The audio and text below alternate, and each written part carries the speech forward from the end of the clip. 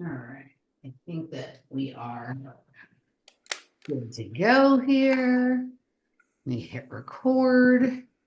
I'm not going to say You're gonna say anything. something embarrassing? No, I'm going to break that pattern right now. I don't think we're actually on yet. So I think this time we It's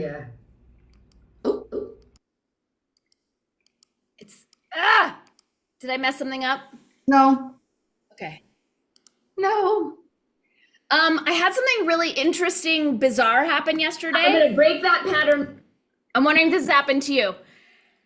I recorded a podcast, someone else's podcast. She's not yet an established podcaster. She's like starting her new podcast. Yep. And we had like an hour-long conversation. I thought it went really well. We stopped recording and then she just went off on all the things I did wrong and all the ways that like I fucked up the podcast and she can't put it out because I'm so offensive. It was so weird. Has she not ever listened to you before? That was my thing. She was like, well, you mentioned muzzles and Joe Biden and what are people going to think? And I'm like, are you new? Like, why would you invite me on your show? But B, like, then don't put it out. But like, why would you berate me after we recorded? It was so odd. But I like that. Are you new? Right? Like I always like to bring up, did you ever see the movie Mr. Mom? Yes. Michael Keaton, when he's dropping the kids off at school and he like goes the wrong direction and they're all just screaming at him, you're doing it wrong, you're doing it wrong. Like, are you like that? Yeah. I just realized I forgot my water in the other room. So now I'm going to be embarrassing and quickly grab my water because I won't make it through an hour without. Does this mean I have to do the dog and pony show again while you're off camera? No, I'm back already. See, Steve, thank you for being here. Why didn't she do her homework? I know, it was so odd. And then I had the moment of reflecting of like, am I a terrible representative of my work? I don't know. It was like kind of a mind fuck. Like, don't put me on a pedestal. I'm only going to disappoint you. And when I do, keep it to yourself. I haven't had that experience that you're talking about. I have been on people's shows where I'm like, I don't even understand why I'm on this person's show. Like the only thing I can think of is that sometimes people will ask me on their show and they've only ever heard like stuff from the old Off Planet YouTube channel and they don't check the date on those shows and see that there's been like 7 years of evolution in terms of like my thinking. Now it's different. Sometimes people know that I used to talk about something and they want to ask me about it now. But like some of the questions I've been asked sometimes, like as first guest on someone's show, like time travel, like right, like and I don't mean time travel like the kind I like talking about, but it's like, okay, like let's go back there. And then the other thing is like I have people who contact me and they want to talk to me or like want me to become involved in their project, right? And it's like all the things I definitely don't want to talk about or be involved in. And like I'm fairly vocal about that in most of my like content. So it's like bizarre to me. But I think that I certainly have been guilty of this at times, and maybe I even still am. Like people sometimes like hear what they want to hear, like you say a thing that resonates for them, and so then everything else that's said before or after that gets like morphed around to accommodate. You have a really good way of saying it. You're contracted, whatever, like comfort zone or something, right? Yeah, right. So anyway, it is definitely just one of the joys and pleasures of doing this is you never quite know what's going to be on the other side when you show up for a discovery call or a first show or whatever, right? Totally. What was odd, and I mean, I guess I kind of respected it. Like, I've interviewed people on my podcast where like maybe it's a little flat or it's a little boring, but I would never tell them that like they sucked and I'm super disappointed in how they showed up. I thought it was so odd. Like the second she stopped recording, she was like, you said this and you said that, and I don't know how my audience is going to respond. And it was like, whoa, like, were you raised in a cave? Seriously. Plato's cave? No. All right. So there's a lot going on, dude. But like we're at the cuckoo level where it's just, I mean, and you've said this before, like I can't decide if the joke is on us if we pay attention or the joke is on us if we don't pay attention. right? And so it's like, just again, like deciding exactly how much attention any one thing is worth or not worth, but it's becoming like progressively more challenging. And then we're also in like, I always do this, the second week of the Olympics, it's like the Olympics are over. I don't care anymore. Like I'm burnt out on the Olympics. Like I so enjoyed it last week, but the tennis and the gymnastics is over. I watched like one track and field race. I'm like, I'm done. Is this over yet? Right. Anywho, so that gets into the, like, people are still talking about the opening ceremony. I'm like, oh my God, that feels like it was 2 years ago. I Right? know it's all part of it, and I'm starting to just think everything is fake, and the joke is on us for paying attention. But at the same time, I love playing with you, and there are like little pieces that come through that I think are worthy. But yeah, it's like the clown show has really been dialed up in such a big way. But I just wonder if this isn't sort of like, it's kind of like this kaleidoscopic or mandala thing or whatever it is, right? Where the more like you kind of are paying attention to specific details that are meaningful to you for clues as to the nature of our reality, the more distorted everything else becomes, because it's like on the, like the you know, when you're looking at like the through a kaleidoscope and it's all over the place, but if you can find the little center part, like that looks coherent in all the different versions, right? Yes. So the thing that you're paying attention to, like, stays coherent, even though like fractalized, and everything else around the edges becomes more distorted. And that this is just that, and that it's always been this way. It isn't that things have gotten crazier. It's that we've become much more refined in what we pay attention to and how we pay attention. And that has like moved everything to like the parts of the circus mirrors that are the most distorted, that, you know, that weren't everything else to that space, right? Yeah. Yeah. I can see that. I mean, I have less and less interest in talking about what consensus reality is talking about. I don't know. It's so lame. Like it's so badly performed. It's so shoddy. It's like if you were go to see a play and everyone's costumes were like, you know, just like pinned with clothespins and, you know, cardboard half painted sets. Do you know what I'm saying? It's just like they're not even trying anymore. Did you see that movie, like we were talking about it like 9 months or a year ago, called Hypnotic? No. Okay, so it's actually shot here in Austin, but it's interesting on a number of levels. But to your point, right? Like essentially these people were being run through psychological like simulations, right? And literally these entire worlds that they were thinking they were experiencing were was just their mind projecting that onto like cones and posts and walls and a parking lot that they were being driven around on in like a golf buggy, right? Yes, that's what it feels like. Like just like you're at Warner Brothers being driven around on a little thing, right? Yeah. But yeah, it's actually a good movie, and it relates to mind control in Austin and different kinds of, you know, interesting things that we've talked about. But I think that there's something to that is probably more closer to the truth than even you and I would be comfortable with.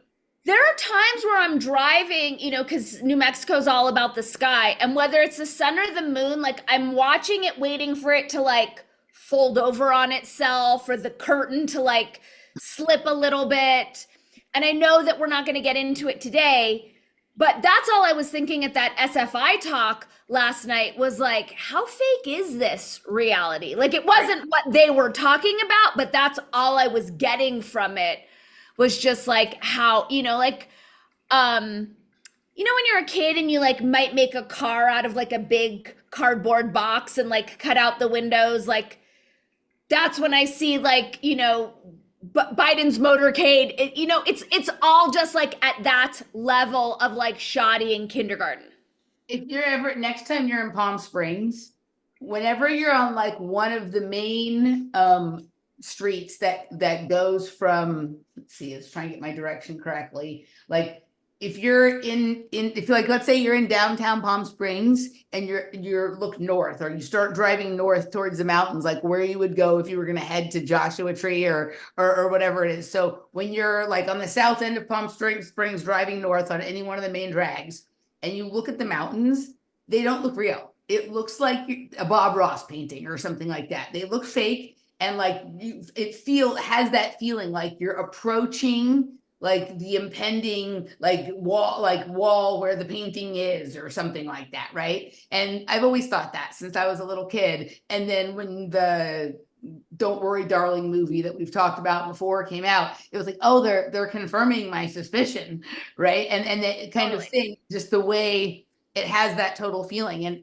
there's been other spots, like especially in Arizona, like they have that whole area in Arizona, New Mexico, where they refer to it as like the painted desert. And sometimes when you're driving on it, it does. You feel like you're driving into a painting. It's something crazy, dude. Yep. In other news, I did get another present from Sasquatch. Oh, what'd you get this time?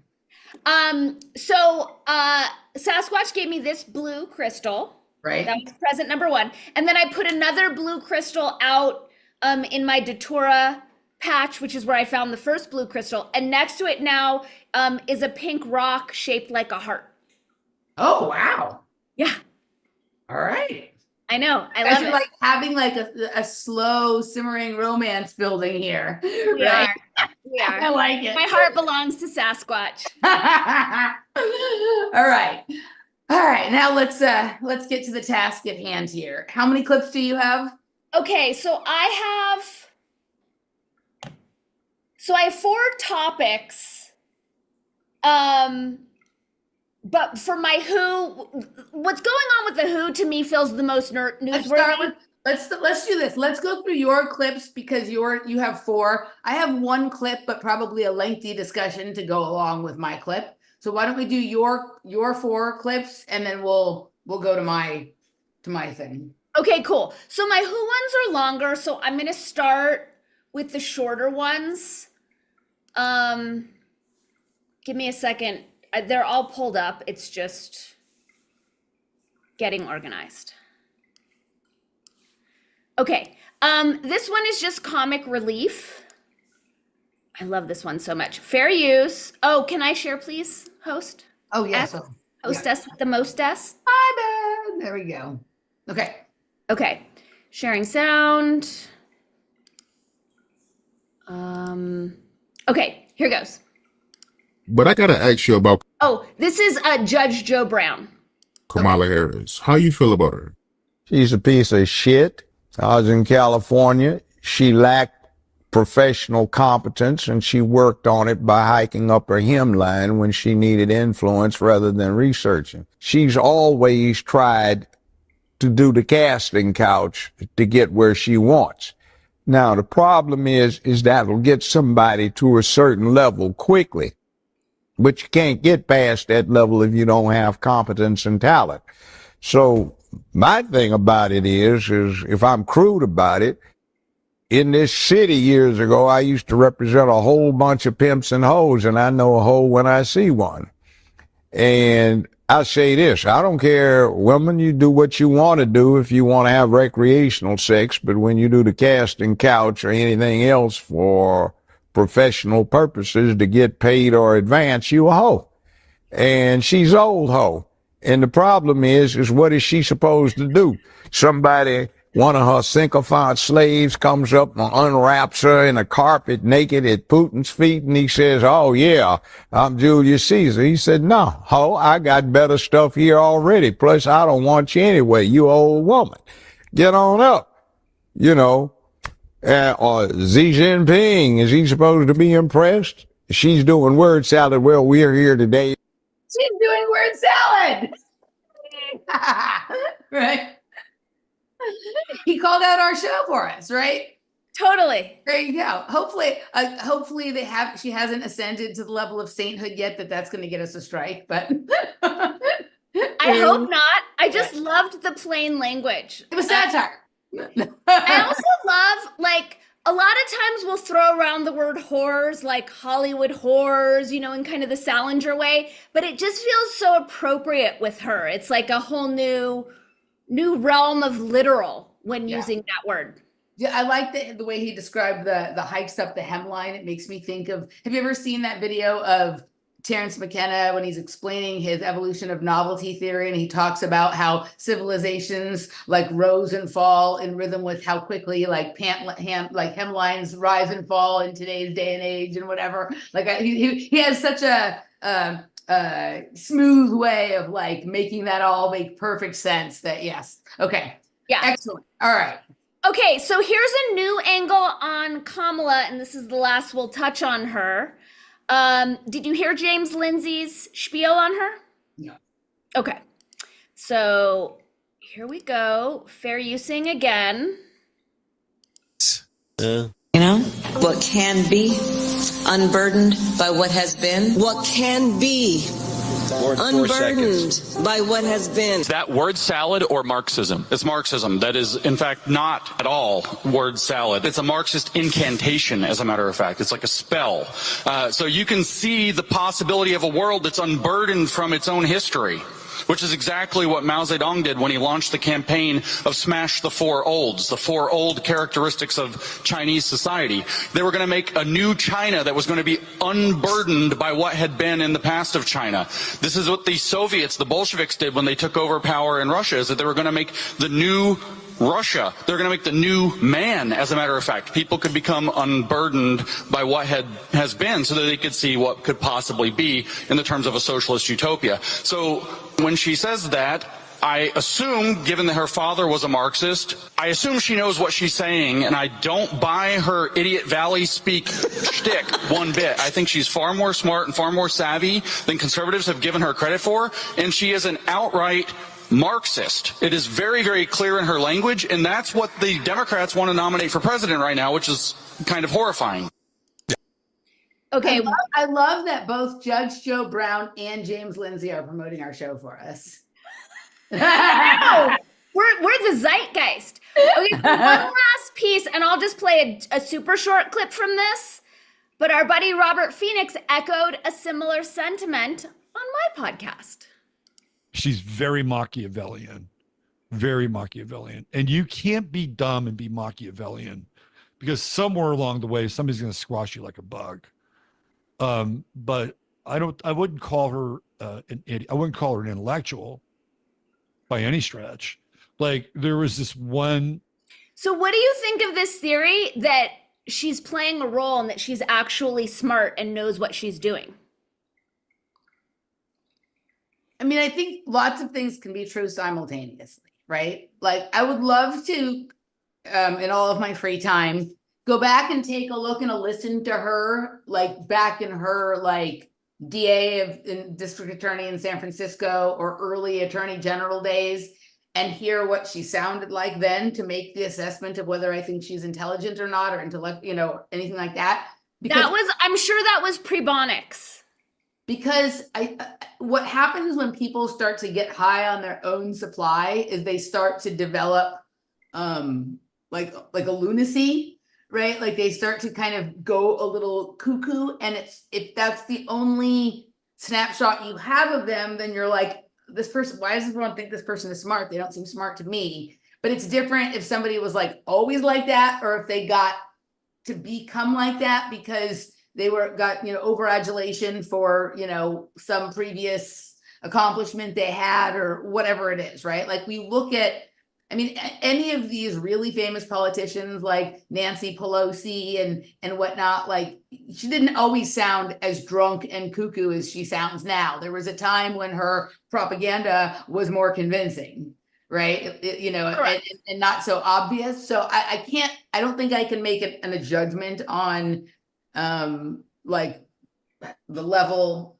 of her intelligence and how much of this is like role playing, and how much, I also know for sure that the people behind the curtain that pull people's strings know exactly where people's weaknesses, soft spots, and things like that are, to sort of apply some pressure to elicit certain behaviors, right? And so sometimes people are playing a role that they don't even recognize they're playing. They think they're doing one thing, but really they're doing, someone else knows they're really doing something else. Like, just depends how many like layers deep we are into this, or which doll in the Russian nest are we at, right?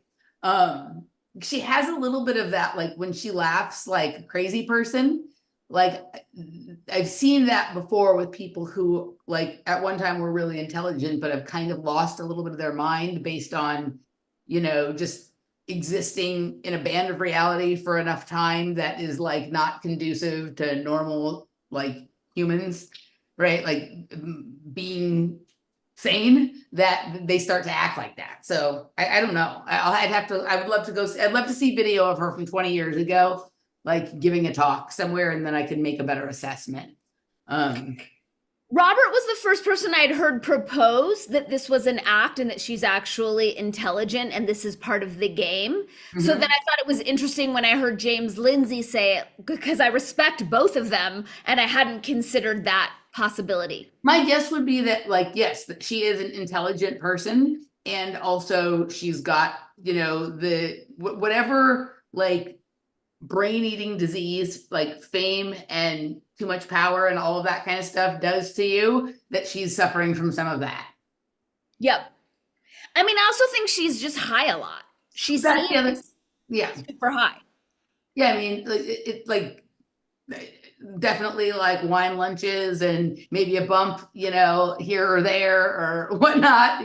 I think some of the people I always she was with the Willie Brown, not the Marion Barry. Marion Barry was the DC mayor that got caught smoking crack in his office. Willie Brown was the person she slept with. So I don't know. Yeah. Okay, that's it on that psyop. Next is the great Catherine Austin Fitz on Bobby the Op. Fair use. Here we go.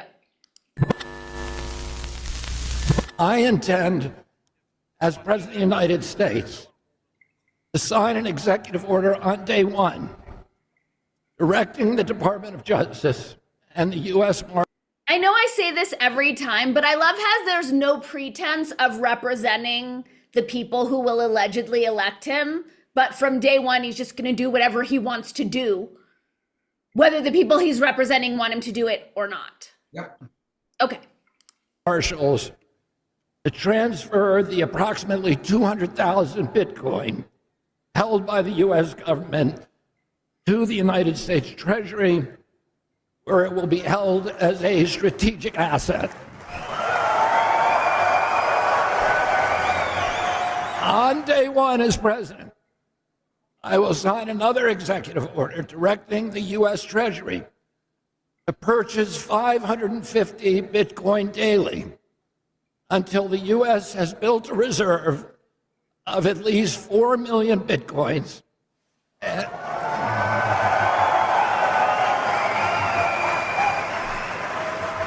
a position of dominance that no other country will be able to usurp. Our nation holds approximately 19% of global gold reserves. This policy will give us about the same proportion of total Bitcoin. The cascading impact from these actions will eventually move Bitcoin to a valuation of hundreds of trillions of dollars.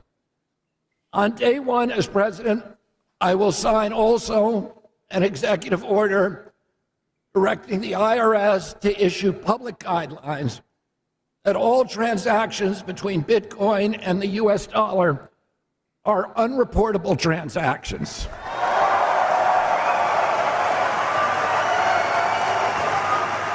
And by extension, non-taxable. On day one as president, I will also sign an executive order directing the IRS to treat Bitcoin as an eligible asset for 1031 exchange into real property.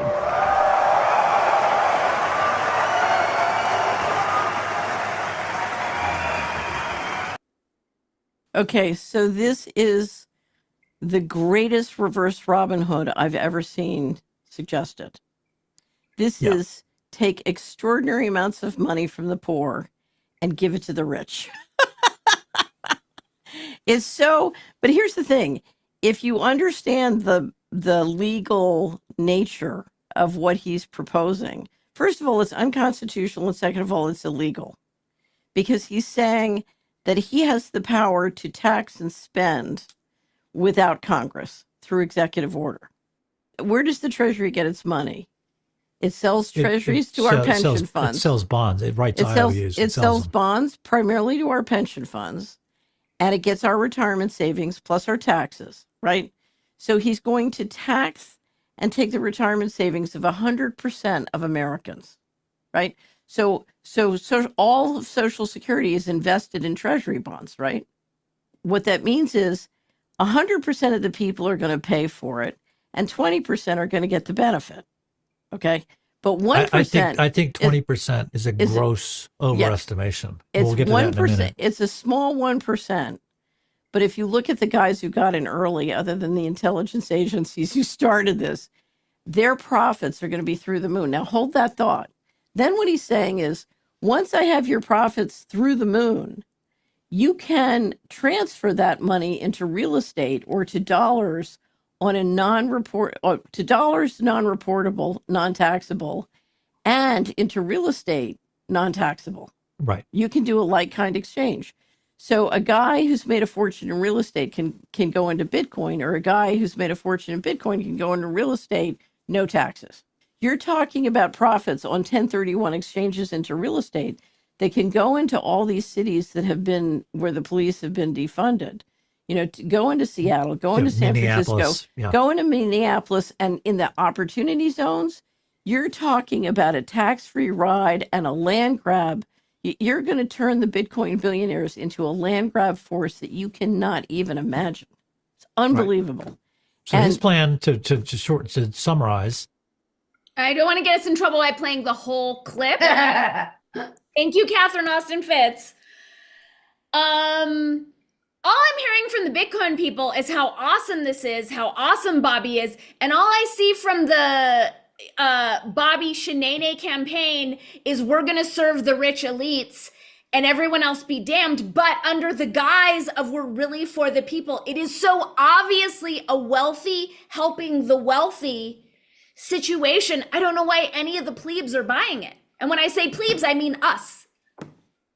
Well, I mean, I'm not buying it. You're not buying it. So no, I'm not, but I know smart people who are buying it. And I'm like, what is wrong with you? Well, I mean, everybody has a version of reality that they want to be true, right? And this is the whole thing with, you know, people, like most of the people that we know that have crypto did not get in on crypto like on necessarily the first go round, right? But they got in early enough that there's going to be some profit for them, right? And people get blinded by that. There's not, right? Like, and it's like the amount of like magical thinking that I have heard people come up with in relationship to the possible benefits of cryptocurrencies, like are unparalleled, right? In any other domain, right? Like, I remember some guy like at a party, like one of my like warehouse rave parties one time, like trying to explain to me, and this wasn't like in 2013, this was like in 2021, right? Why it was really important that I buy $50 worth of cryptocurrency every day, right? And he had, every time I saw him, he was like telling me something like this, and then he got into like one of those like serious scams, right? And lost all of his money and lost money for his friends and because he, whatever it was, right? But he was very sure, like on the same level that you're saying these people that you observe thinking this is awesome sauce, right? Like he was very sure that he had like discovered the new Garden of Eden with like endless amounts of ambrosia pouring out of, you know, whatever it was, right? It's fucking weird. I don't understand. Also, did you hear her say, aside from the intelligence agencies who started this whole thing? Right. It's amazing to me the people who believe that, like, I don't want to say Bitcoin, well, yes, who believe that Bitcoin is a source of good when no one knows where it came from. but Right. we're just going to trust that it like magically fell out of a unicorn ass in the sky and is here to help everyone. There's nothing to be suspicious of on any level. Yeah. Right. Like it's the whole, I mean, my whole thing, and I've been saying this for a long time, and I still believe this, is there is no financial or governmental solution to our problems, right? The problems that we have are like sort of behavioral problems, right? And they're unique for each person. So there's not going to be a collective solution, right? And B, the solution to any serious problem is usually not a governmental, political, financial kind of thing, right? People have to figure out like what things that they do that are valuable, that they enjoy doing and that are valuable to other people, and then find other people who are doing that same thing and like figure out how to make that work. And it doesn't mean you can't engage in the financial system or commerce or this, that, and the other thing. But anybody who thinks that like just deriving something out of nothing is like a sort of sustainable way to live, like beachfront property in Arizona to tell you, right? Like, you know. Okay. What else you got? Okay, next is the WHO. And you said you had not heard about this? I feel like I haven't, except for now when we got off the phone, I started thinking about it and I was like, maybe I did read like an article, but it was like, because there was just one and it wasn't on any like more main, when I say main, I don't mean mainstream media, but it was like probably pulled it off of one of the websites that I go like to for like the National Enquirer of conspiracy kind of stuff, that I kind of discounted it as like somebody, you know, whatever it is. But now that you're talking about it, maybe it's the same thing and maybe it's not that. So let's hear. Okay. So, because all of the approved thought leaders told us we had a victory and hooray and everybody should celebrate, right? Correct. And it's amazing to me how little coverage there is about this. This happened in June. It's not even new. Right. But I think it's important. So this is what happened. They pushed through a bunch of amendments to the existing international health regulations. So everyone's, you know, in the alt media, I mean, Brett thinks he blew open the story and then Tucker pretended like that was true, even though Tucker had himself spoken about it more than a year before Brett, ever the retard, like blew the lid off of it for us. Right. But in the meantime, while they're prepping for that treaty, they have pushed through these amendments in a really shady, corrupt, illegal way. Okay. So Dan Aston had a lawyer on to explain it, but I just want to give us the overview. So this has already happened. This they did in June. Redefined pandemic emergency. Let's keep in mind that they redefined pandemic for the first time in 2009 around H1N1 so that they could forcibly vaccinate Africa and Asia. So now they're doing that again. A commitment to solidarity and equity, establishing state parties committee to facilitate the effective implementation, creation of national HR authorities. This is bad. This is like that thing that we don't want them to do. They just shoved through the slaviest parts with no consensus or actual vote. It's almost like they made the treaty as like, everybody look over here. Like, we're going to do a treaty that's separate and we're going to do this over here. And while everybody is fighting this and then fake celebrating that they got it beaten, it was already done before we, like, just like my whole theory of like, once we've heard about something, it's already happened, right? Correct. Like the singularity happened a long time ago. The New World Order was here before we were born, blah, blah, blah, blah. If we're hearing about it, we're speaking in retrospect. It's already happened. Correct. So this first clip, apologies, it's 5 minutes long, but it explains how they made this happen. Okay. If you get bored, you could just tell me to stop. Okay. Okay, fair use. Thank you, Dan, Aston, Gregory. Yeah, I think we're very honored to have such expertise alongside us here. So let's talk about the matters at hand. The pandemic treaty ultimately was not signed at the Health Assembly, but we've recently seen in the last weeks that the timetable has now been set and tabled for that process to be continued and completed. And unfortunately, the amendments to the international health regulations were adopted at the last hour. In fact, many hours after we'd actually completed our exercise in Geneva, an emergency meeting was held and they got to the finish line. What's your take on what happened following our rally in Geneva in terms of the proposals, the WHO's amendments? What's the latest state of play with regards to those, the adoption of those amendments?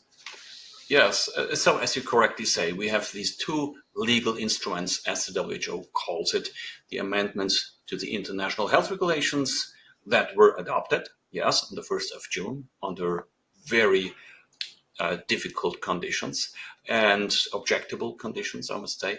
And then the still to be agreed upon new pandemic treaty, which is a totally new treaty, and which the WHO decided ahead of the World Health Assembly, let's postpone this drafting and negotiation process to the period after the World Health Assembly. Now, with respect to the first one, the World Health Assembly, literally the Committee A, they tried to focus on the amendments to the international health regulations. And what we saw was actually they had on the 30th of May in the relevant Committee a vote upon the explicit request of Croatia. They said, we want to have a vote now on the amendments to the IHR, and we want to have an explicit vote. And the result of this vote was devastating. In this Committee A, which is the responsible committee, it was totally declined by a vast majority. It was ultimately sent back into the laboratory, into the negotiation room. So on the ordinary rules of the WHO itself, the procedural rules, there would have been no reason to come again and submit the IHR amendments again to vote. But then things got very shady.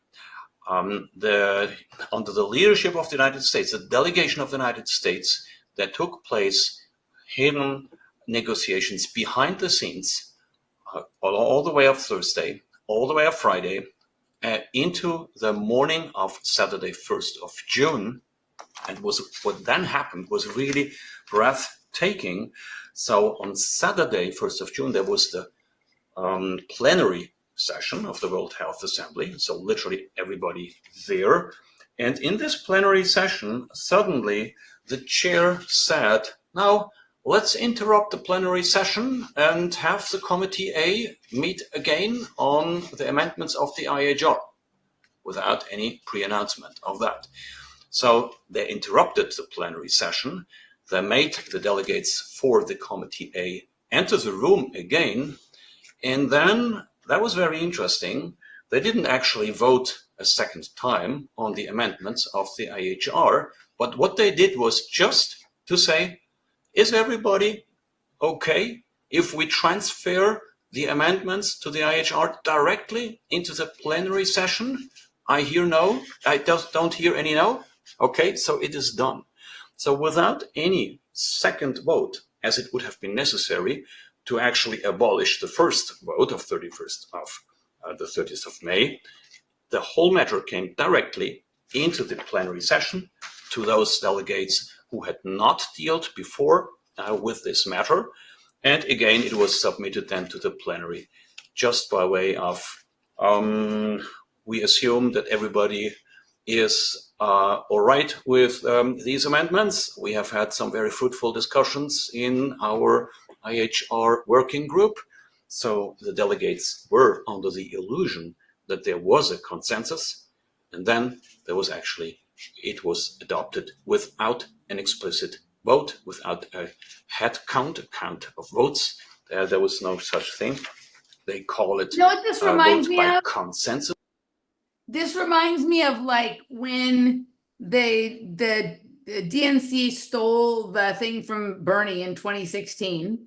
And when some of the people who had donated to Bernie took the DNC or whatever to court because they didn't like that their money got transferred to Hillary because she ended up being the nominee, that it was revealed to them, like they lost the, like they didn't go to trial, or they lost the case or whatever, but they did get told that like in reality there's no such thing as a Democrat, right? The DNC is a private committee or a private club that essentially can select whoever they like, and that all that other stuff is just a dog and pony show. That's what this sounds like. This is so shady and wrong and fucked up. I have more clips. I don't know if it's necessary. He's basically going into how the information control and censorship is the most dangerous part of this whole thing, because they get to control the information. And he goes into how this is 100% the United States and the Biden administration that is forcing this. And what I think is crucial here, like, I'm not voting. We know it's a scam. We know, everyone's being handled by Israel and all of they all have their issues, but Trump would pull us out of the WHO. And I think that is, this is crucial. They're obviously ramping up bird flu.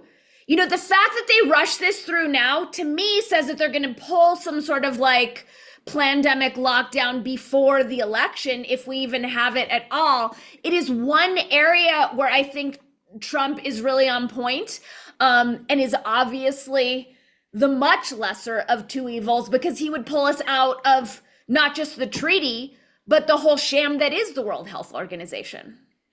Yeah, I mean, couple of things like that the United States is pushing it is kind of like, do you remember there was that when that big package passed with all the Ukraine funding and the Israel funding and all that kind of stuff, they tried to put something in there so that Trump, if Trump wins, he won't be able to change it and not give them the money and stuff like that. It sounds like they're trying to do a version of that. They're trying to force something through now, right? That with the idea that it's not changeable sort of later, almost as if they're sort of admitting that it's likely going to be Trump that wins and whatnot. We got to get this all handled before that.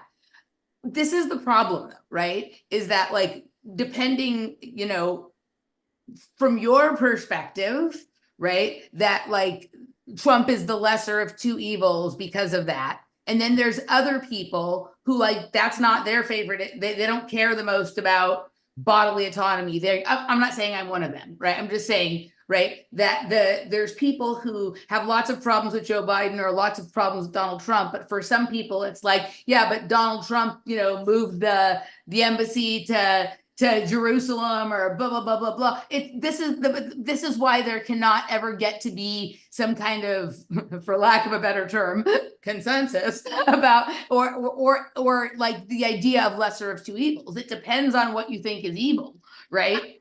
I think it depends on if you think, period, full stop. Because if everyone's all hung up about, is what's happening in Israel a genocide? Can we use that word? And It's we have our own genocide. This is genocide. And the reason they're doing this now is they don't want to wait for the treaty to lock everyone down and do another batch of force mandated kill shots. So if people aren't thinking that that's a priority, then people aren't thinking. And I don't think they should be allowed to vote because they're too stupid. So, I mean, again, for me, there's no voting. I don't want the treaty. I don't want any embassies anyway, right? For me, but this is the, there's some people that I've met, I know people that we have plenty of things in agreement with, right? Things that we see. And for them, it's that one's not one of them. For me, you would think if I were a voting person or if I was doing that stuff or whatever, it would start right here with my body, right? It's kind of like when you're on the airplane and they're put your mask on before you help someone else with their mask, right?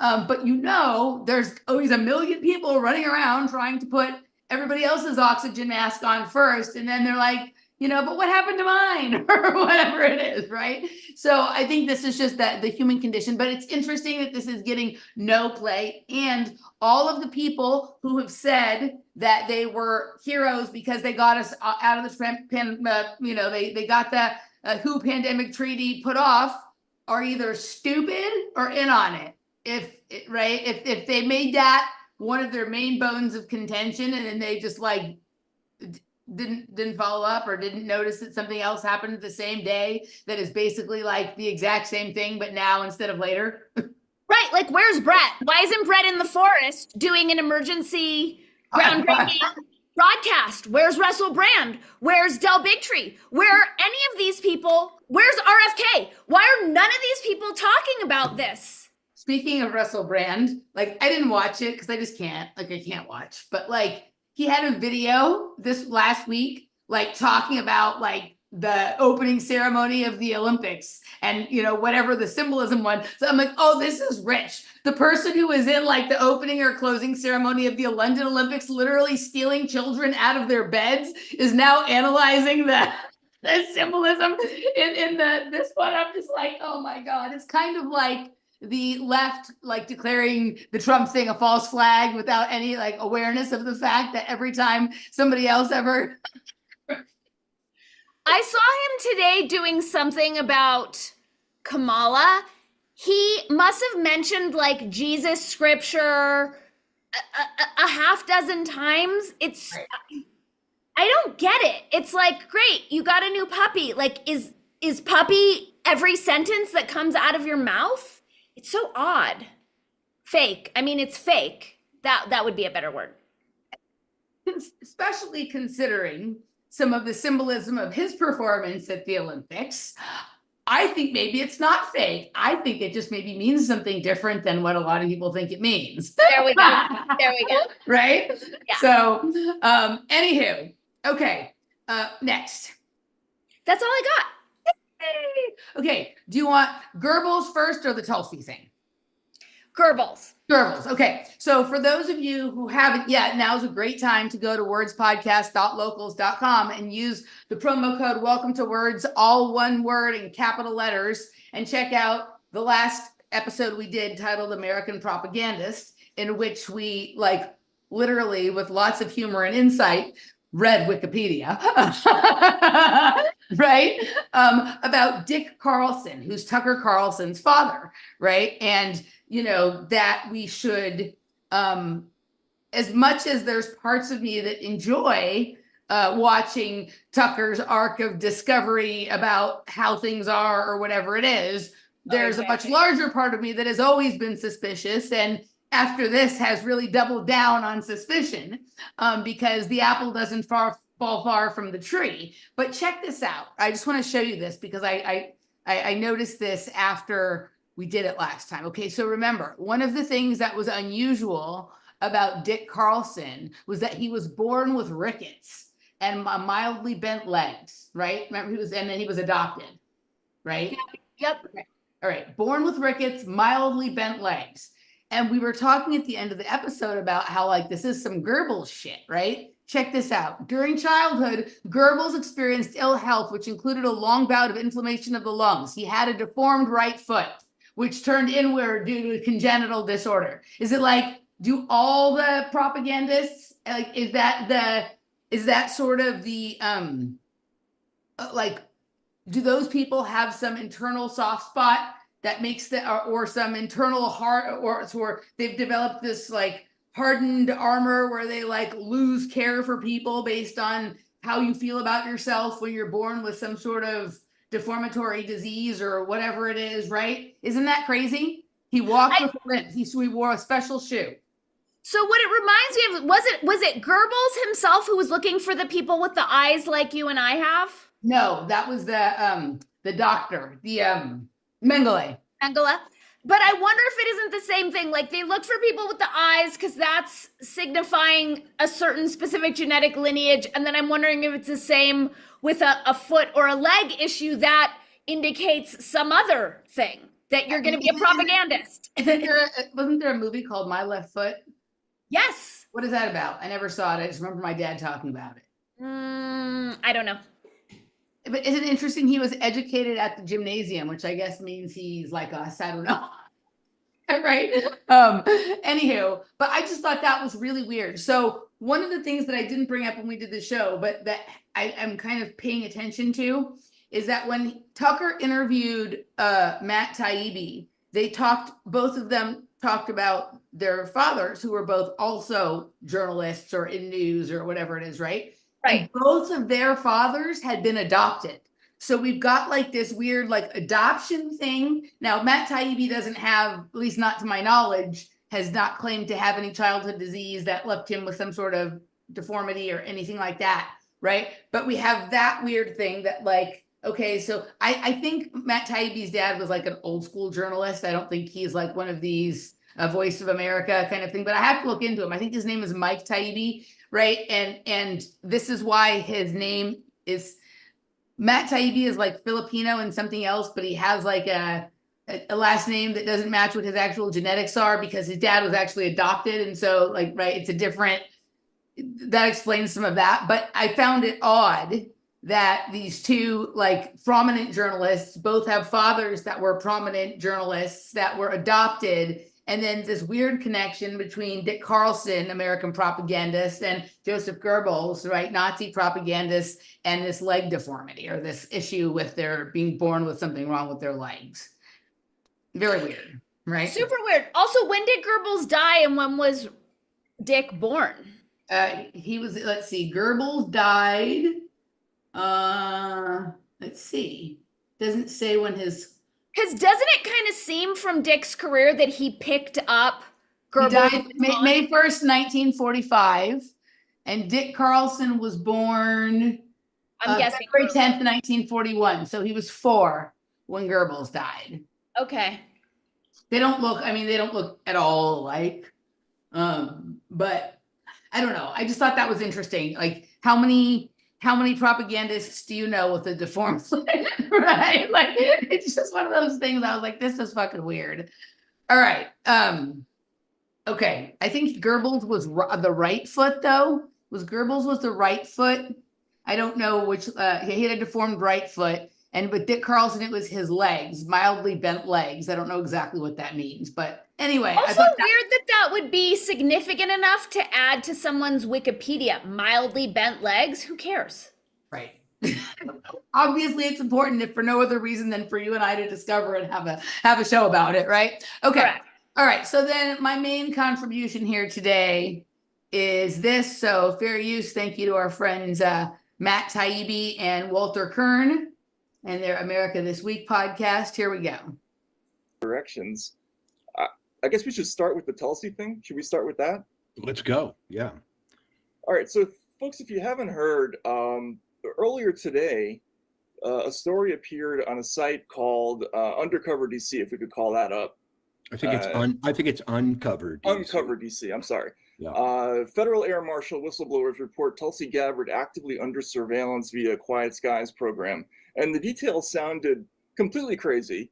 The idea was that Tulsi Gabbard had been placed on the Quiet Skies program, and we'll get to what that is. It's essentially like a domestic version, a new domestic version of the old terror watch list, but it's even souped up. It involves physical surveillance of people who are placed on this list. And apparently she was placed on the list, and multiple air marshals were assigned to follow her with a bomb-sniffing dog.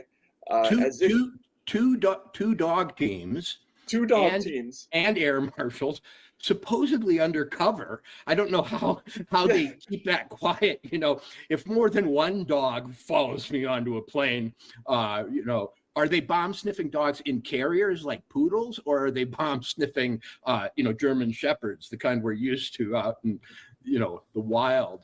Maybe they had like fake mustaches on them, on the dogs, so that you wouldn't give them a second look, make them more inconspicuous. I don't know, but it sounded crazy. I don't know how you reacted to this, Walter. But my first thought was, no, that can't be true. I mean, I have nothing against Uncover DC. I can't say that I knew a whole lot about the site, but there's a lot of stuff on the internet these days. Then some people that we do know, like Tracy Beans, reported on it. I never thought I'd hear the day that Matt Taibbi would reference Tracy Beans as somebody that he knows. Do you know who Tracy Beans is? No. So like she's a like conservative, right-wingy, Trumpy kind of YouTuber that came about like in the 2016, 2017 period of time. And she's out like she dove hard in the paint for like a little while into the Q material, right? Like she became a Q, like a QAnon person, like hardcore, and then pulled herself out real fast and rebranded herself sort of a more serious journalist and whatnot. But it's just like, we used to watch Matt Taibbi on MSNBC, and now he's like referencing Tracy Beans. It's like, this is the strange world we live in, but continuing here. And there were some tweets about it. The story kind of gained momentum, but still, in terms of mainstream news coverage, nothing. Then later in the day, I heard from a good source that there was in fact a complaint that had been generated by people in the Air Marshals Union. And as we'll learn, this isn't a new thing. There have been complaints that have come from the Air Marshals before about this program multiple times. And that there were negotiations that were ongoing with people who were going to represent them. There is a firm called Empower Oversight that people may be familiar with that has represented the FBI, FBI whistleblowers in the past, some people from other enforcement agencies in other well-known cases. And they also had a complaint involving this program 2 years ago.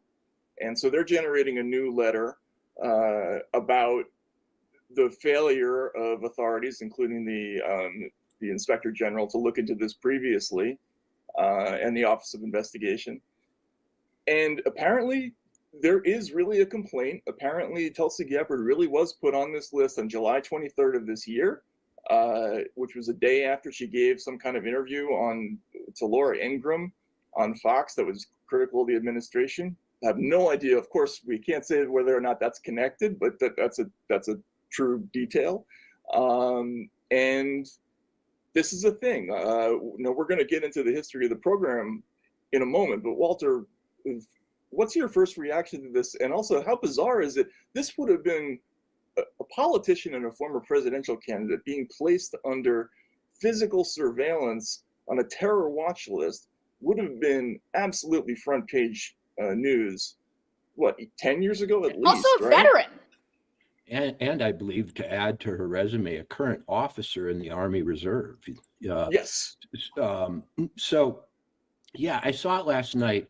I was aware a couple of days ago of a group that has a Twitter account that purports to be some kind of organization of air marshals, not official, not a government organization, but some voluntary organization, which teased the story saying we are going to reveal that various politicians are under surveillance by this program.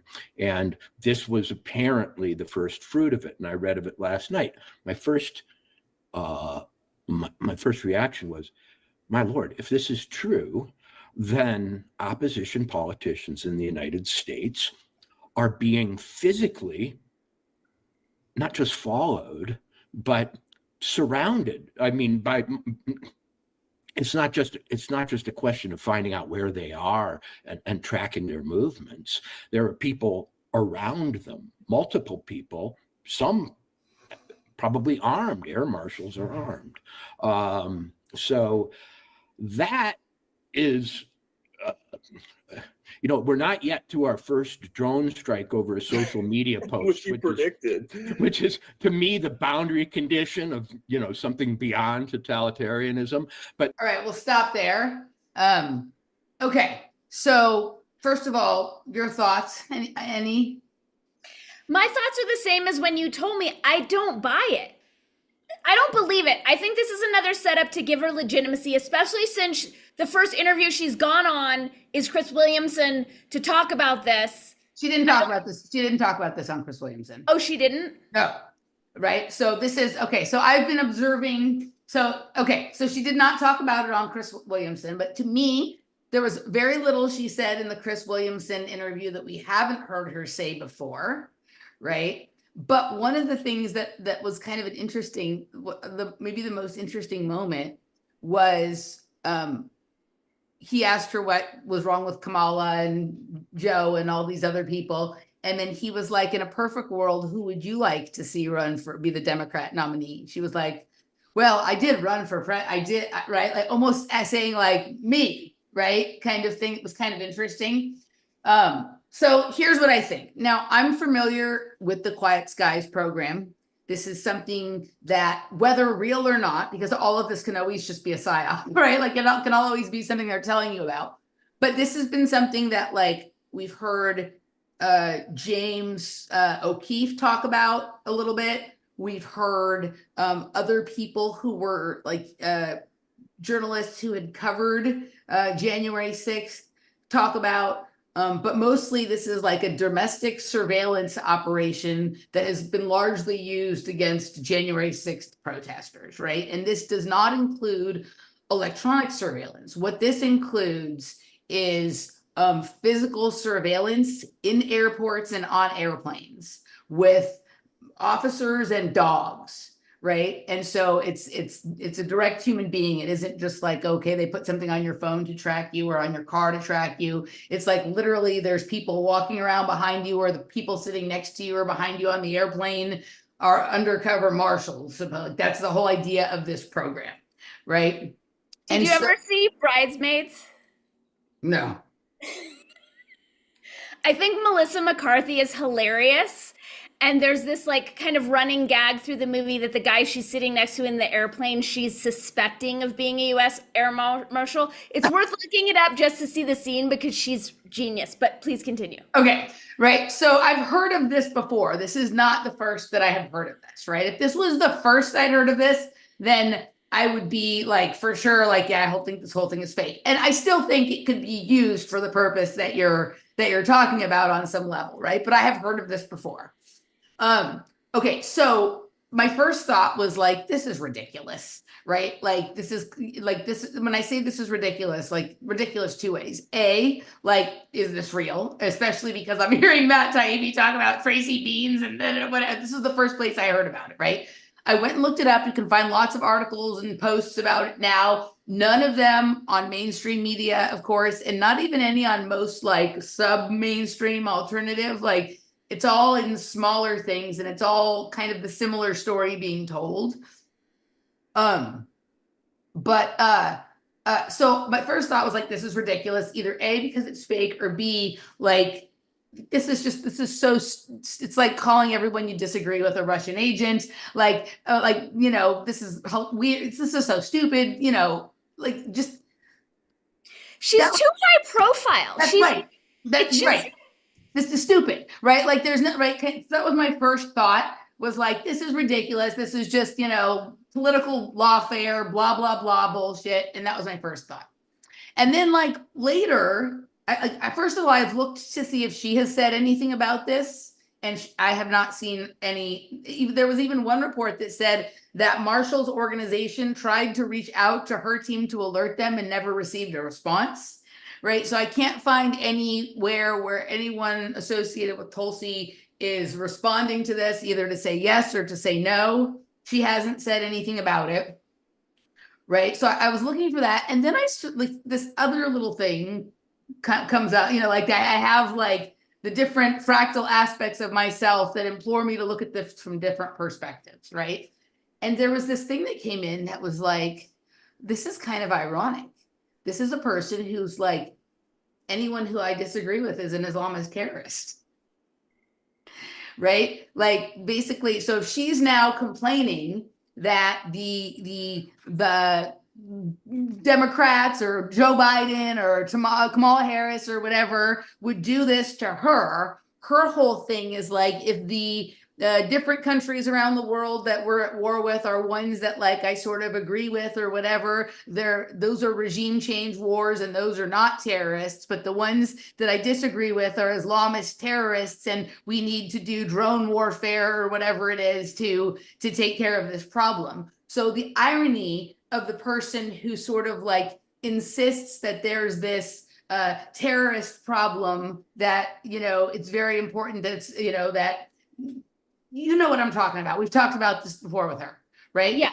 Then she would end up on the receiving end of a terrorist designation, because I don't think she has a problem with assigning people she thinks are terrorists as terrorists, right? I'm hearing you. I mean, the breakdown for me is, one, she's not complaining about it. She hasn't commented about it. No. And that's why I said that, right? And I might be giving her too much credit, but I think she comes by her like warmongering, terrorist fearing mind control honestly. Right. If she wasn't high profile, I could see how she would end up on a domestic terrorism list under this current regime. But given how profile she is, she's active military, she's in office, it's absurd. The only thing I could think of, which everyone is saying, is Kamala's not going to stick, Vance is not going to stick. I think we're going to see so many rearranging, and this could be a setup to give her street cred to step into the Democratic nomination as someone who's been attacked by the overreach of the current, Democrat representative, and she's going to change it from within. And, who better than someone who's been so wrongly accused? Do you know what I'm seeing? So many setups for all the potential people they're going to shove in. So all of that may be possible. I'm thinking about this from like a different layer of sort of how sort of universe operates, right? Like probably some of the people that she calls Islamist terrorists are military or are some sort of official person wherever they're from, under whatever set of beliefs those people have, right? So I don't know. We don't know yet whether this is real or not real, whether she cares or doesn't care, if she will say something about it or not.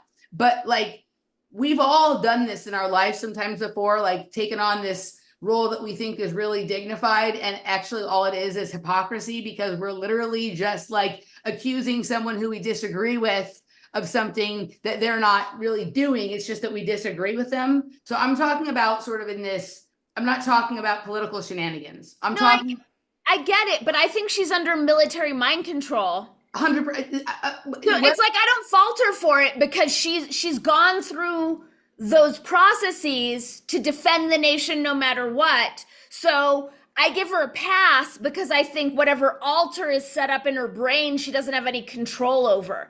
I cannot believe on any level that they would sick a human U.S. Marshal team on her. It just doesn't it's too outlandish. I'm not even saying I disagree with you about the fact that it's so outlandish. Whatever this is, which we don't know yet, which hopefully, there'll be some level of clarity coming that we get to, right? But I'm firmly of the belief that it is our responsibility as people who have been mind controlled to think deeply about our behavior and some of the things we've thought about and believed and done and whatnot, and to come to terms with and accept responsibility for the inappropriate actions we have taken while under the delusion, no matter whether it was our own delusion or someone did it to us. Right. So I'm just saying, in the large scope of things here, if this does turn out to be real, I hope this will be an eye-opening experience for her. Right. And because I feel like her, while I do agree with you that she comes by that sort of naturally, like with her belief in that, there's also something to me that's kind of demented about it.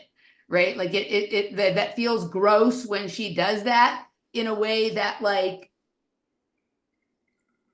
when you have a person who's capable of thinking deeply about things and expressed shifty, like, sort of some movement on how you think about things, and there's just been zero at all around that for her whatsoever, right? If it's a war that I don't like, it's a regime change war, and if it's one I like, they're Islamist terrorists. It's like that cut and dry. Like, I think this is just an interesting opportunity for reflection, right, about all of this if it turns out that there's any truth to this. Agreed. I still think you're giving her too much credit as a self-aware human being who would choose to take responsibility for herself when in fact she's a tool of the military industrial complex who's driven by her own desire for power and her own ego. So I hear what you're saying. I just don't.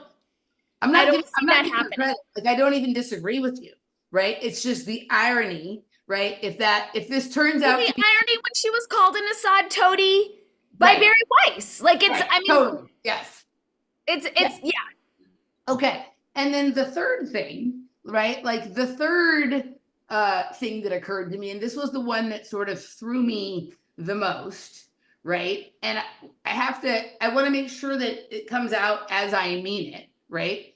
We are in so many levels and layers of like factional warfare, right? It isn't simply the people versus the cabal. There's like so many groups and sects, and this even goes to like all the governments in the world. Like clearly most of them are like against the people. So that makes them sort of on the same side as all the other governments. But like within that, they're fighting against each other. There's obviously like your sort of Western or NATO alliances versus your BRICS nations and this kind of stuff like that, right? Like I think it's possible that she has allegiance or alliance to more than just the United States that way. I don't mean this in that she's like the Russiagate spy, like they were saying, or whatever it is, right? But the combination of things that she believes to be true and that she holds conviction or not conviction about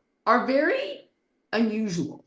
You don't generally find a person with that combination and with like that degree on the things that are in combination. Like it seems like it's representative of something more or different than what we're usually looking at. When I say more or different, I don't mean that there aren't equal things in other arenas, right?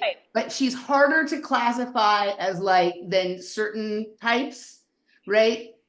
And I'm just wondering, right, like within this, like this would be like something that people do, right? Like call someone a name and that thing about them is true, but not for the reason most people are going to think we're calling them that name. So the people will wrongly defend that person who will turn out to be what we said they were, but like in a completely different way than anyone ever would have imagined, and blah, blah, blah, right? There's just something about her, the more and the longer that I watch her. And I am a person who admits to having been deceived by her, even though I would never have voted for her because I'm not a voting person and I don't believe in that stuff.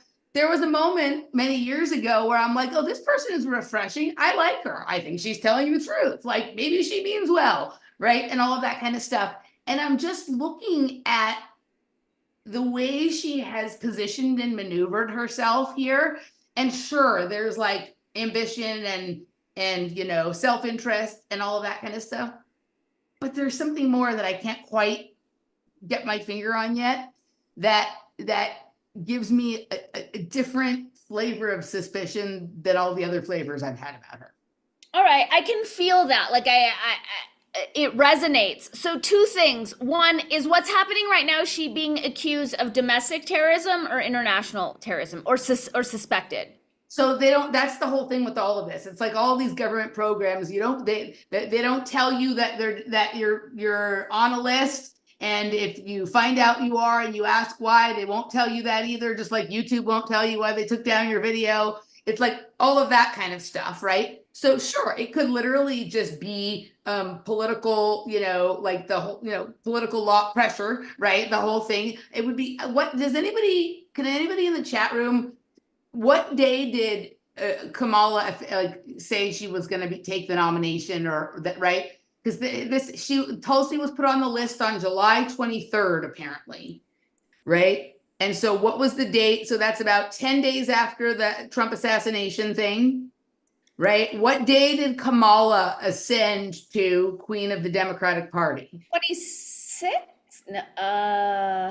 26th of July? What day did Joe Biden write his letter saying he was stepping back? Let's see, we have a timeline here. Nope, that's not it. Because remember, Tulsi embarrassed Kamala like big time. Totally. Yeah, that was either. And also, but that in and of itself is worthy of mentioning because Tulsi had a limited amount of time on stage. Correct. And she chose to actually evade the question that was directed at her. Correct. To take Kamala out.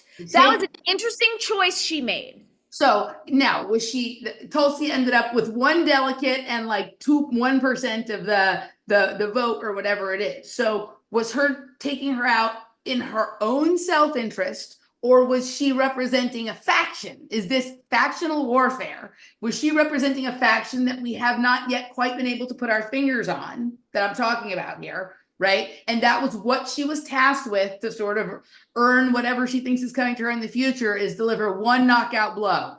Okay, that makes sense, especially if she's part of the duopoly, the Shanae, RFK, Brett, which we know she is, right? That does seem, I would guess that would be the faction that she has the most allegiance to. So I wonder what sort of big player move. I think that she may have some crossover with that faction, like they may be in an alliance, but I think she's part of a more specialized faction. I think there's something more like deep politics, deep event kind of thing going on here, right? Remember when she told Joe Rogan that she was less interested in being the president than being the one to negotiate a nuclear peace treaty during a nuclear crisis? And we were like, where did she pull that from?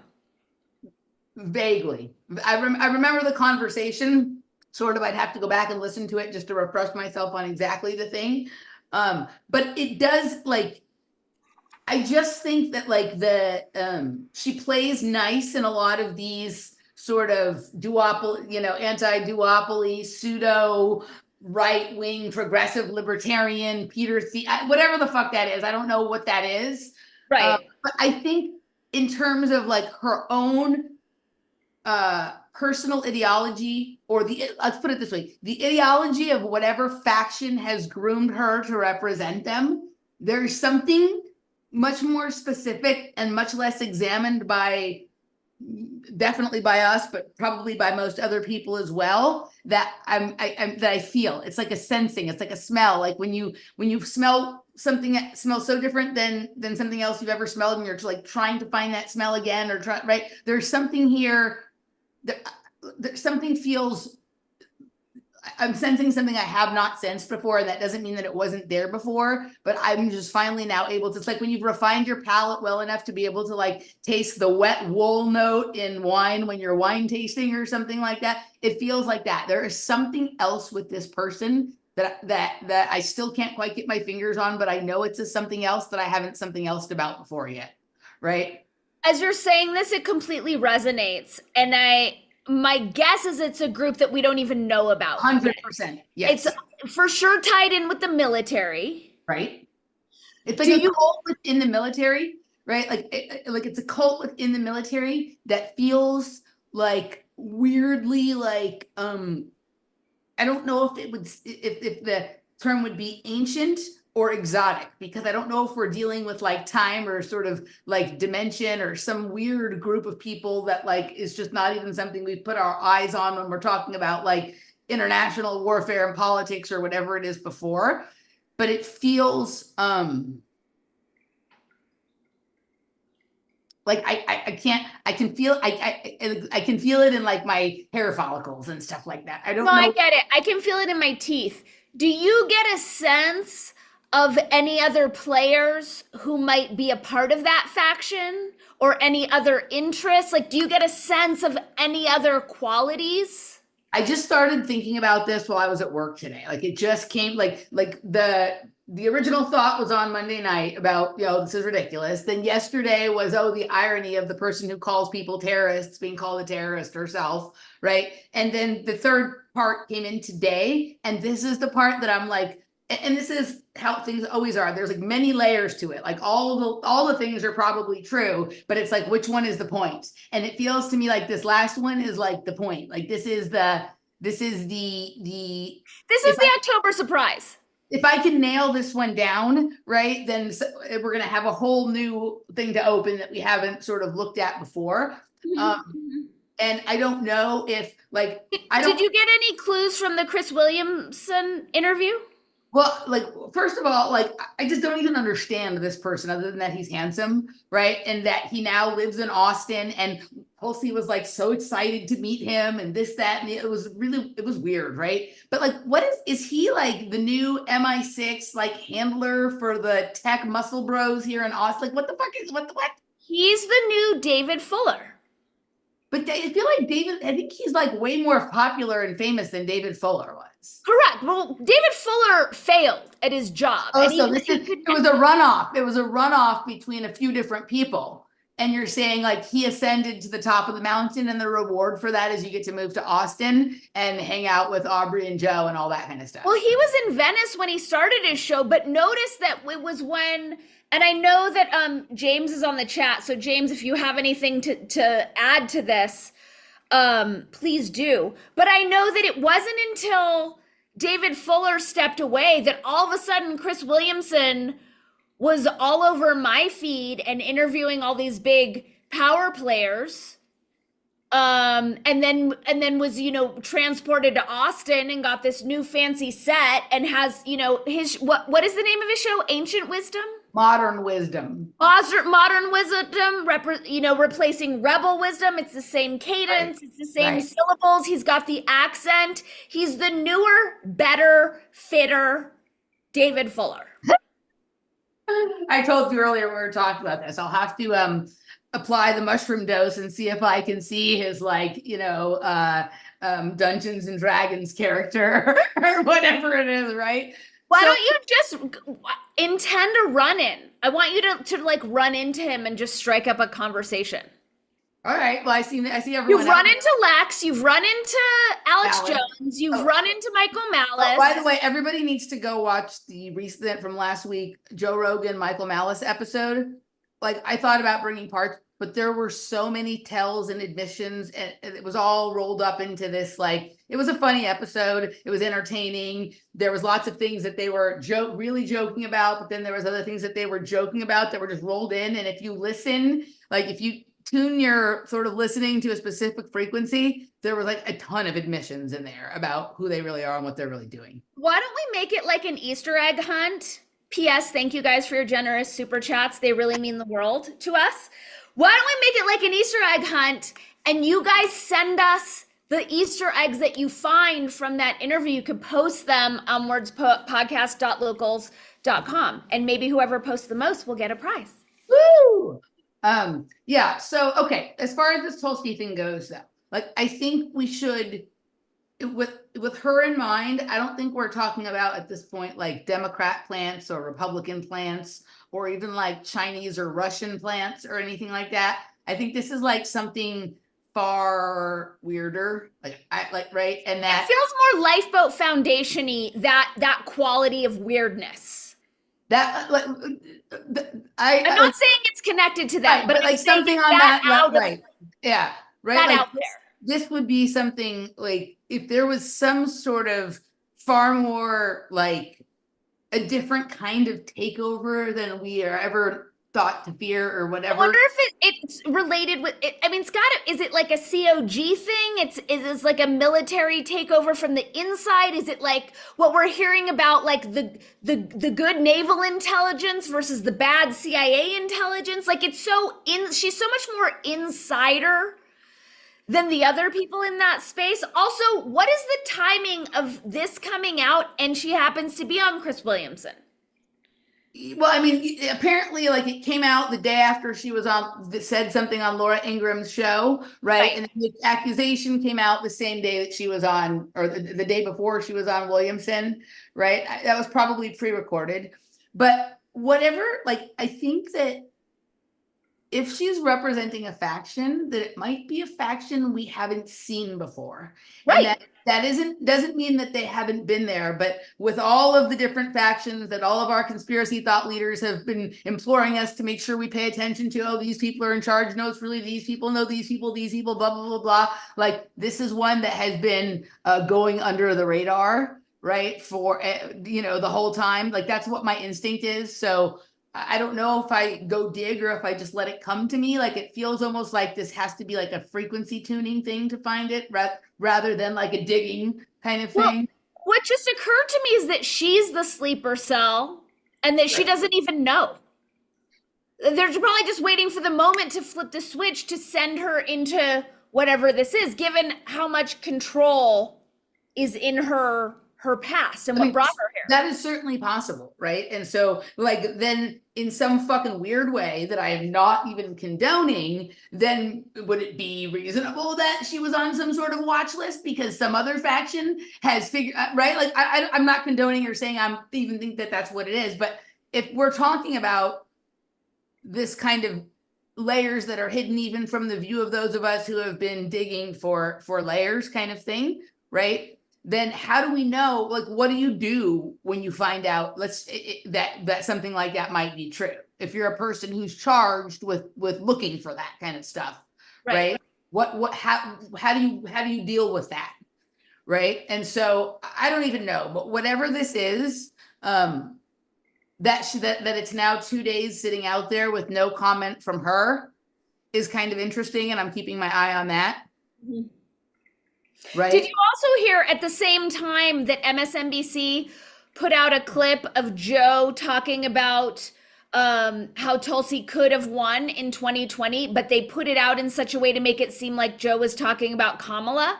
Like, Yes. Notice how much Tulsi is being used in the past few days in these different capacities. Right. And also, like, there was not, like, she was on the top 3 list for Trump for a little while, and then she was just not part of the conversation at all anymore without kind of much talk about. I still don't think that's a done deal, and I still don't think Vance is going to stick. I think very few of these people are, I think Trump will be running, and he'll probably be the only one in this current slate who we see on the ballot if we have an election. Yeah. I mean, I think it's certainly possible that, like, they put Kamala out there all these weeks before the convention in order to get her out of the way before the convention happens, like, to let enough things happen. Whatever it is, I don't know. The Tulsi thing is weird. I don't know yet which way I most think it's weird, but the third, the alternative 3 here for me feels like there's something different there than how I usually see things. Okay, I want to pick up on something Rafa just put in the chat, and I also want to thank James and Jim and Nigel for your super chats. Thank you guys; they mean the world. Tulsi is both a magical herb. Also, High Heart Wellness. Thank you. Yeah, I think that's James. Tulsi is both a magical herb and a Hindu goddess. It is a magical adaptogenic herb, which means it can bring you up, it can bring you down. That is Tulsi. She's left, she's right, she's blue, she's red. She herself is adaptogenic. So I just did a show with my friend Charlie. Look out for Charlie, who's like the guy who, like, does all the sound stuff, right? And we were talking about I proposed this idea of, like, fungal networks and adaptogenic sound, right? And an adaptogen is something that becomes whatever you need it to be. Correct. Right. And so, like, it's like a shape-shifting, healing gift. It's mostly thought of as things to reduce stress inside the body, right? Like, it goes to the place where there's stress, finds out what needs doing, and then does that, right? And for what it might do for you might be different than what it would do for me. Correct. Right? We're talking about this in terms of, like, there's a lot of mushrooms that are adaptogenic, and I was talking about some interesting acoustic things when on psychedelics with mushroom, right? And so we were talking, but yes, I think she is definitely an adaptogen. That her name. We do live in this world where everything is constantly broadcasting to everybody exactly what it is and what it's doing. We just, for some reason, refuse to receive the message. So yeah, I think that she is, some kind of shapeshifter, right? Like, but we've talked, I think we have a show that was titled something about adaptogenic tea or tool of the something or other, right? Yeah. That's right.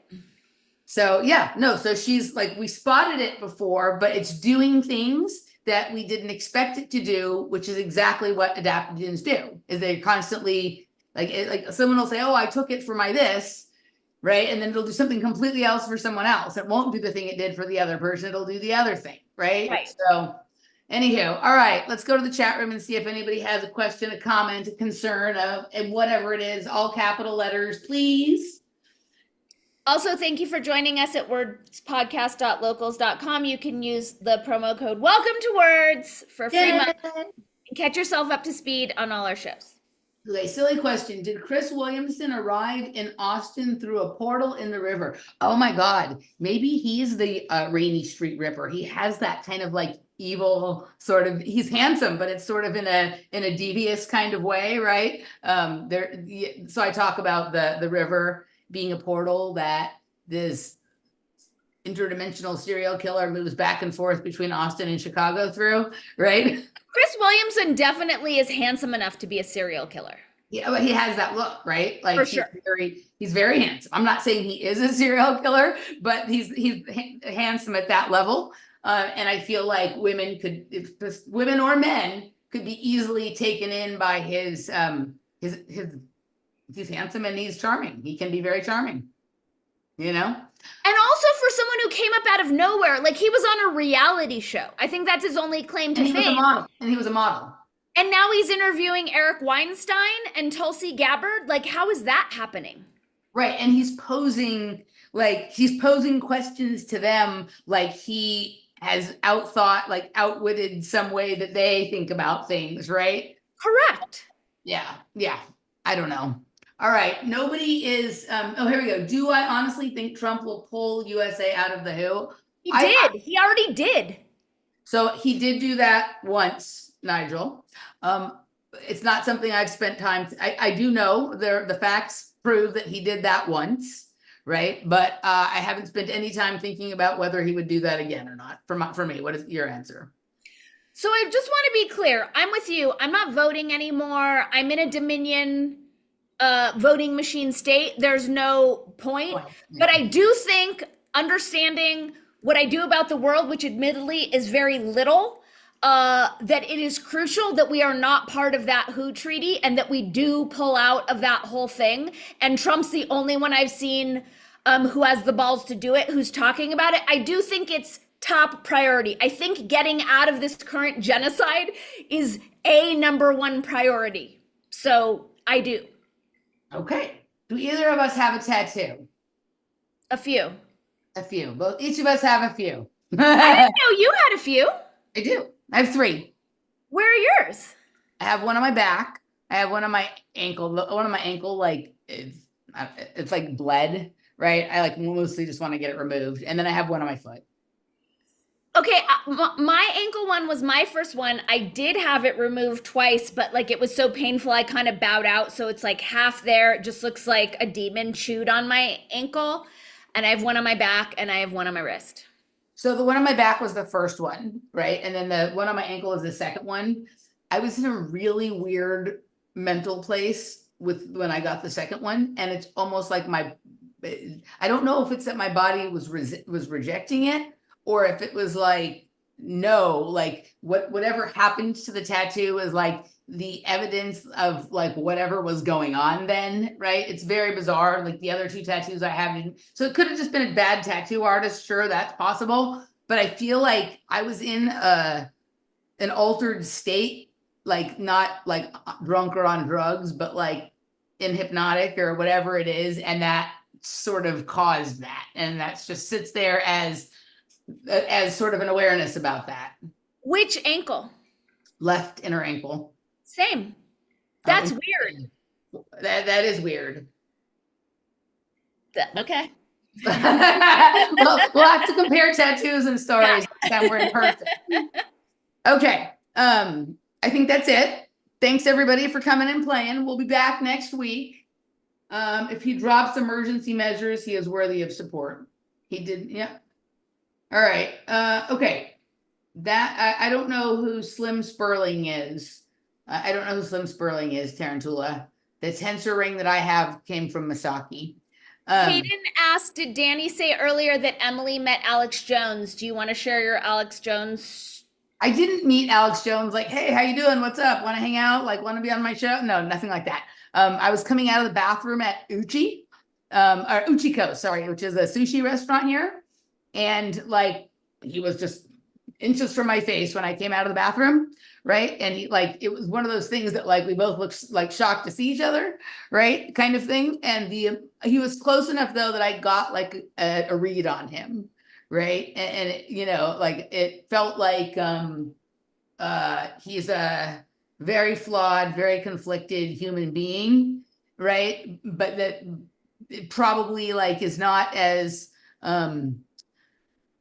like the same thing with how Trump derangement syndrome goes both ways. Like Alex Jones derangement, Alex Jones derangement syndrome goes both ways, and he's just a fucked up person, right? He's a person who's done way too many drugs, drank way too much alcohol, and like, you know, all that kind of stuff. And he has shortcomings that allow him to be exploited, right? Because of that. And he was having dinner with his wife. Yeah, so that was all. I didn't like hang out with him or anything like that. Not yet. I see Lex Fridman on the trail regularly, Michael Malice on the trail a couple of times, and maybe now I'll see Chris Williamson. We'll see. Okay. All right. I think Thanks, we're done. guys. We love you All right. guys. See you guys next week.